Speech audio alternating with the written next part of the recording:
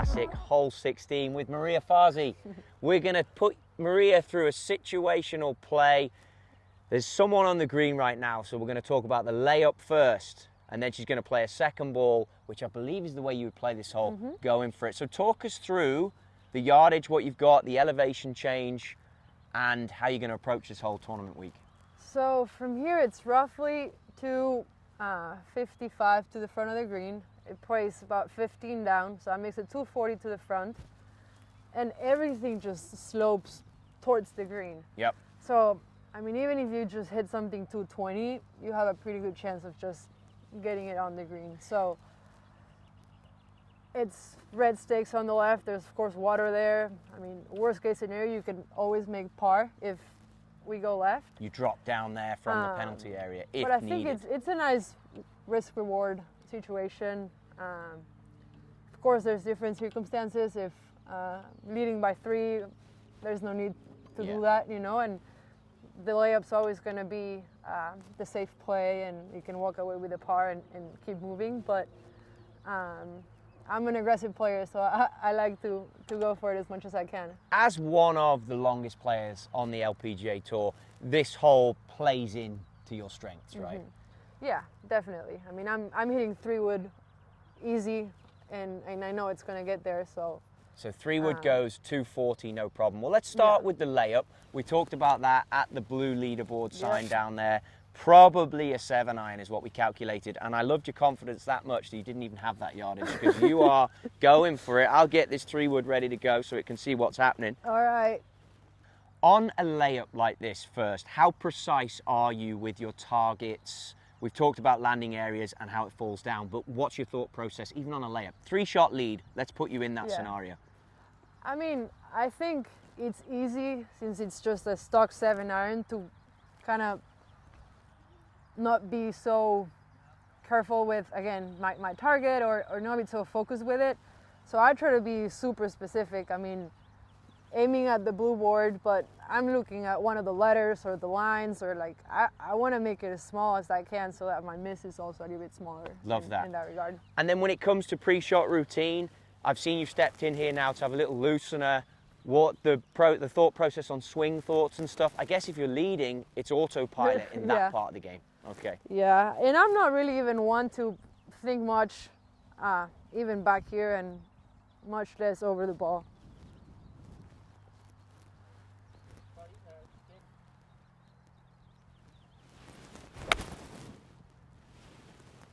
Pure. Very safe. I like it. Okay. Now the more exciting option. The one which you're going to play, for sure. You're tied for the lead. It plays into your hands, for sure. Yeah, I like this. What start line are you going for here? What target are you picking? So I'm looking, it's actually perfect now, the orange cones in the distance. Yeah. Just kind of the left side of that. Okay. Which is almost just over this little tree here. Yes. Do you like picking intermediate targets? You've picked a little tree here halfway. Do you like doing that? Yeah, and I even like to bring it as back as, I mean, maybe 4 or 5 feet in front of my ball. Interesting. And kind of just start it there, and then know that it's going to go there. Okay. Yeah. Rip into one. Let's see it.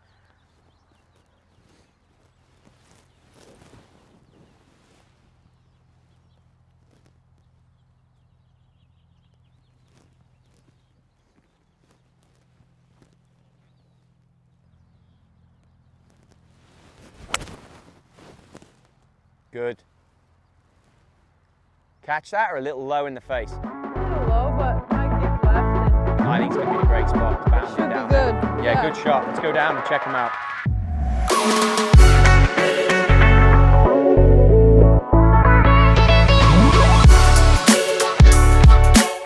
Okay, 95, playing 90. We've done the numbers already. I like how you're a quick, decisive player. You've grabbed the high toe too immediately. Talk to me about it as you walk into it. Ball's a little below your feet. We're off a slight downslope. Is all that coming to your mind? Yeah, so I kind of have a 3/4 shot with the 58 that goes like 85. And I think with the slope like this, and we got a little bit of help, it should be an absolute perfect club. What adjustments do you make to your setup? The slope is probably 15 degrees down, so what adjustments do you make? Just kind of ball position a little bit, make sure that... Ball position back or forward?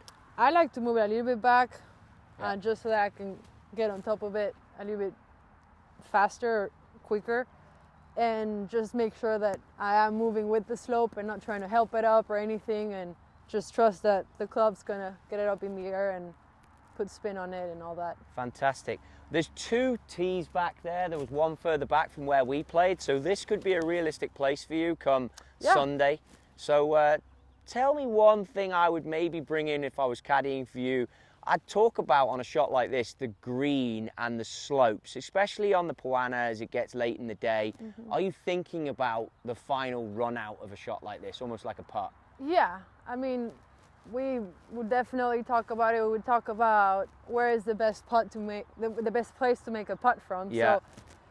So for this one, I think it's pretty flat all around it, so it's not necessarily like something that we really would be thinking about. But in any other pin location, we always try to make sure that we're below the hole or in a certain location where the putt's going to be easier. Okay. And we're going to have a better chance of making it. Like this one should kind of release a little bit to the right, and then after the hole it kind of comes back left. So it's amazing to hear how much goes in to tour players thinking that many things. So show us what you've got then. See if you can get this one nice and tight. All make right. an easy 3, maybe even a 2. That'd be nice.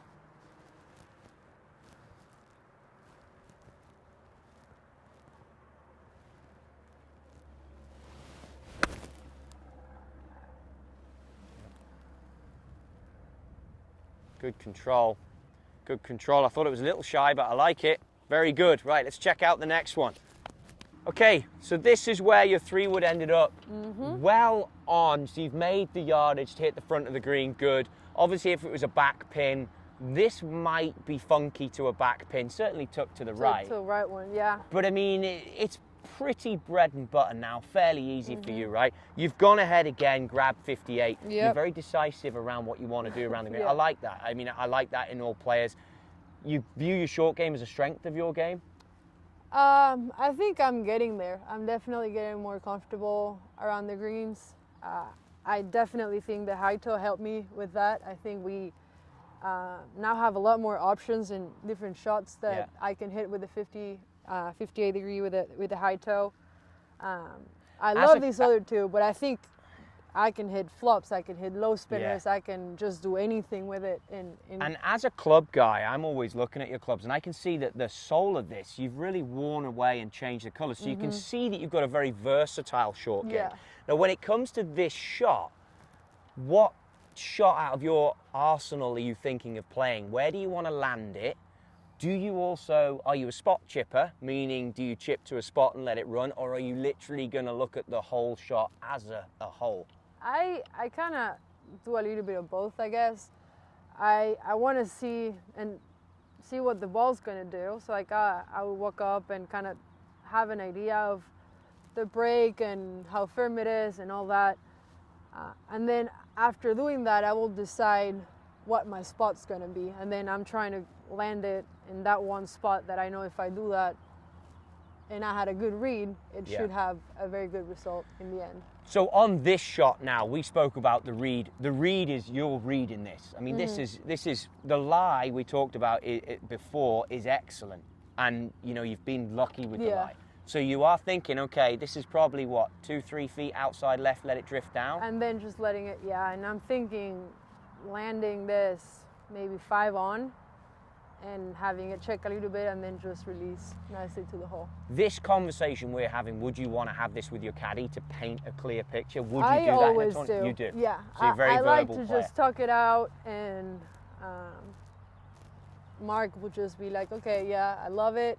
Or he'd be like, hey, let's go about it again. And most times we just really agree on things, but if he doesn't like something, or if he's like, hey, if you land this 5 on, we're gonna be 10 feet past or 10 feet short, then we gotta do something different, then he'll say that. But confidence is a delicate thing with a tour player. That must be a hard thing for him to manage. Like, where For me, this is green light. Like, I'd be feeding your confidence. I wouldn't even reach for the putter yet because I think you can hold this. Yeah. Is that something you would like, or would you want me to be a bit like, hey, watch out, don't let it run 3-4 feet by and sort of get... No, he's very positive with me. I mean, he knows me very well, where he knows when to say stuff and when to just say, hey, you got it, go chip it in, caddy. you know? Well, you reached for the high toe too so quickly, so maybe I should have just shut up straight away and let you hit it.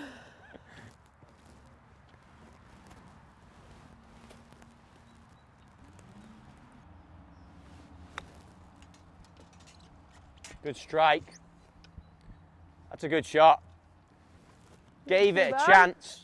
I like that. Yeah. Nice shot. Okay, so you're looking at it from both sides. Yep.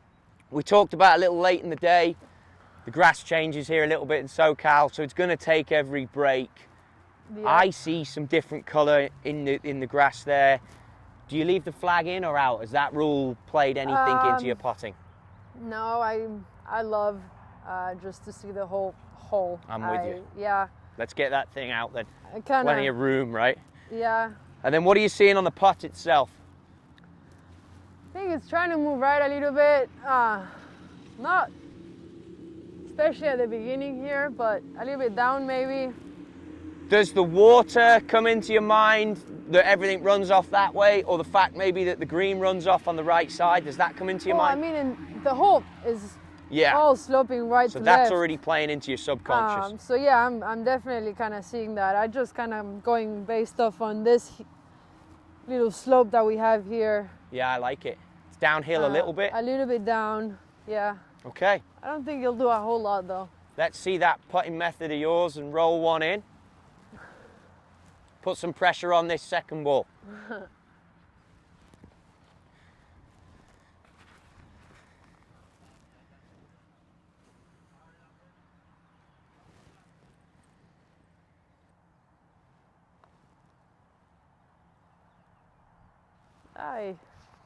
Unlucky, just moved off the right. Middle. That was a good putt though. I'll give you that one. I'm not sure you can do that on Sunday, but I'll give it you. Let me have that golf ball, I'll get that out your way. Alrighty. Right, this one should be easy. Need it clean? Let's clean that one. I guess this decides you'll be going for it every day if you roll this in. Yeah, right? You'll make it easy for me. Short putts, do you want the caddy's information on this, or you just go for the short putt? I don't really see it as short or long. It's just sometimes, you know, you just have it, and I kind of don't even ask Mark about it. But then there's sometimes that I'm like, hey, is it right edge? Is it outside right? And I kind of want him to want the confirmation. On the, but I'll do it on short putts or long putts. It's just more of if I'm confident with what I'm seeing or not.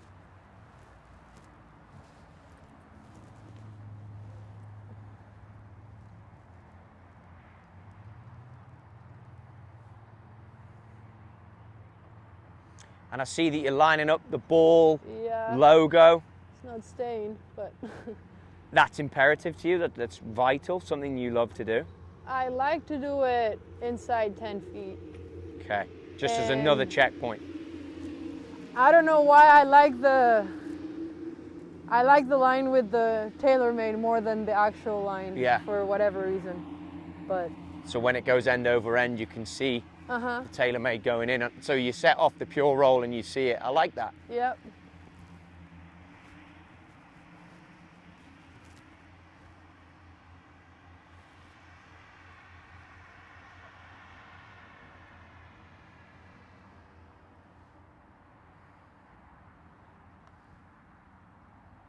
Solid. We're going for it. Every day. You're going for it every day. Maria, well done. Thank awesome you. To see. Decision made on that one, if nothing else. else. Yeah, you made it easy for me. Good luck this week. Thank you. Always pulling for you. I appreciate it.